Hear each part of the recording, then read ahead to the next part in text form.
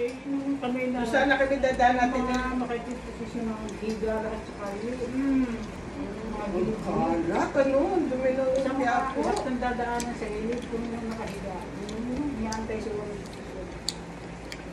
Kaya sabi ko nga, nanabutan namin yung mga Yun trapos. po. Ito na nga, ako nalawawasan na.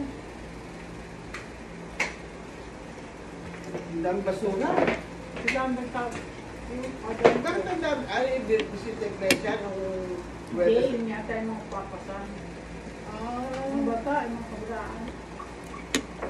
Kaya yata ng procession.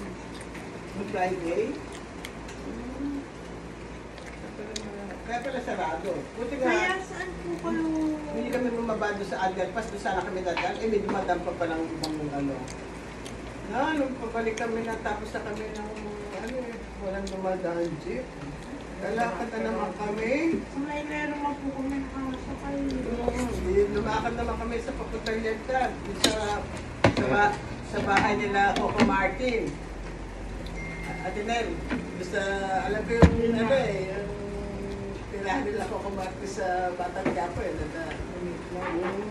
Baho doon.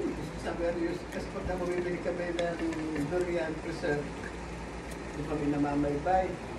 Yung baho dito. Kuya, Ay, gawa na kami yun. ha? Estero.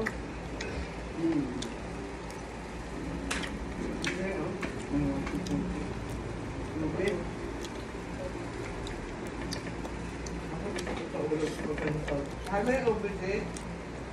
Hame. Yung lang. Hindi, ayun. Alay. Nalo ko na ubukik. Ay, yung ice cream. Yung sabi ko naman ice cream. Siyempre, sa mo gusto ng ice cream. Sa rep. Oo, sabi nga ni ate, isuli mo kung ano. Sabi Dok, niya, alam ko na. binibilang ko, binibilang. Hindi. Sana po tayo pa. Nandun sa ano. Kami yan na. Ah, ito.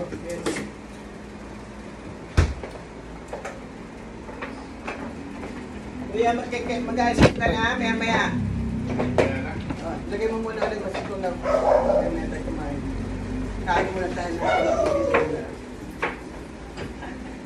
Problema yung mga parang binibilang yun.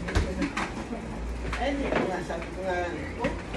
Before pa mag- Ah, ito po. Kaya mo yung madusan. Tawagan na natin si Mama Kate at least.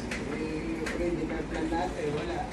Kung tumawag po kayo, tapos lang kumaligo na ni Mami. Hindi, yung tip, di ba? Dapat